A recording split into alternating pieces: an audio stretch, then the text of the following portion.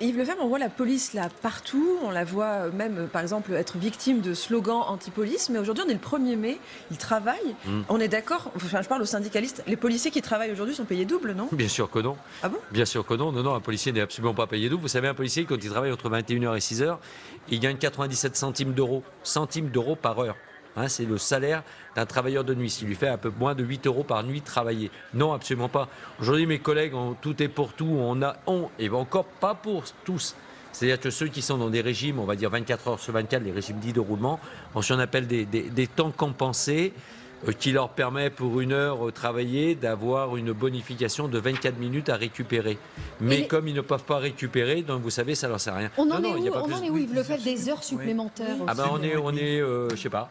Je sais pas. Non, mais le nombre d'heures, est-ce qu'elles ont été payées? Bien évidemment, non, en étant sérieux, parce que le dossier est bien trop dramatique pour plaisanter là-dessus.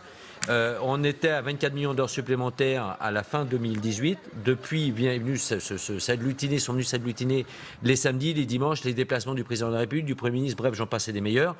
Aujourd'hui, je pense qu'on a largement dépassé les 25 millions d'heures supplémentaires. On n'a pas le début.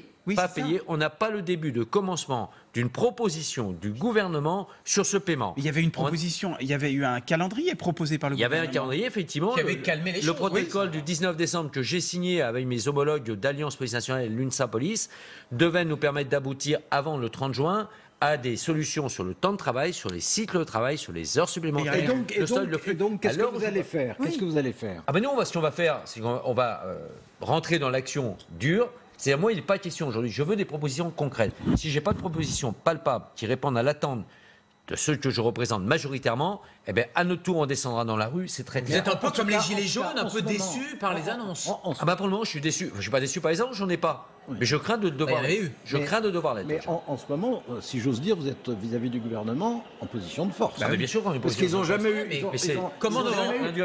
Ils n'ont jamais eu autant besoin de vous. Je vais pas et donc, pour pousser vos revendications, c'est quand même le meilleur moment. J'ai été très clair hier avec le cabinet du ministre de l'Intérieur. Je lui ai dit très clairement deux choses. Il va bien falloir payer les heures supplémentaires très vite avant le 30 juin, payer le stock et gérer le phénomène des flux avec aussi un mode de paiement ou peut-être, sans rentrer dans trop de techniques, un compte épargne retraite et autres. Il va falloir permettre aux flics, enfin, d'associer vie professionnelle, vie familiale avec un week-end sur deux de repos. Ça, c'est non négociable. C'est très clair. D'un autre côté, il va falloir permettre aux flics d'avoir aussi l'application du droit européen avec les 11 heures de repos.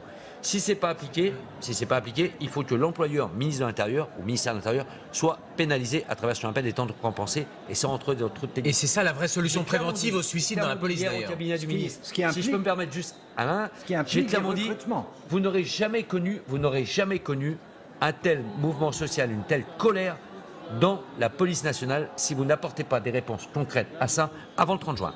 Ça sera les flics dans la rue, on continuera à encadrer les maintiens de l'ordre.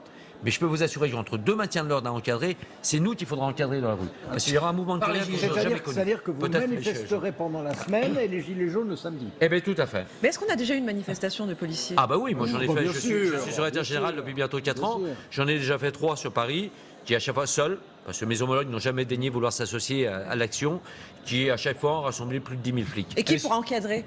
On met des gendarmes mobiles dans ces cas-là pour encadrer. Et là, vous avez une vraie force avec 85% de syndiqués, ce qui est l'inverse dans les autres fonctions publiques. Ce que j'appelle, moi, de tous mes voeux, à une convergence de toutes les organisations syndicales, comme ce fut pour dénoncer le 28e suicide la semaine dernière et tous ceux qui avaient eu lieu avant, malheureusement. Si on avait une convergence, c'est entre 30 et 40 000 flics qu'on doit mettre dans les rues de Paris. 30 à 40 000 flics. Je peux vous assurer qu'à l'Élysée, ils ne veulent pas voir un seul képi dans la rue. Képi, le terme est historique. Mais un seul flicard dans la rue à manifester. Mais ça, je le ferai, et avant l'été 2019, si je n'ai pas des réponses au point que je vous ai énoncé tout à l'heure.